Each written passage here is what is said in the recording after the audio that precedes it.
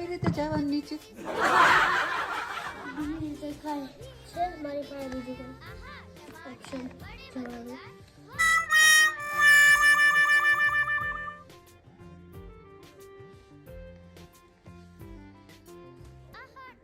ये है परम का हाउस, हैंडमेड हाउस.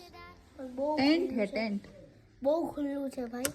બસ આવું જોઈએ કે બધી સાઈડ થી પેક ના હોય ભાઈ. તો ટેન્ટ કેવું હોય? બધી સાઈડથી પેક જ હોય ને. કાંઈ ન હોય.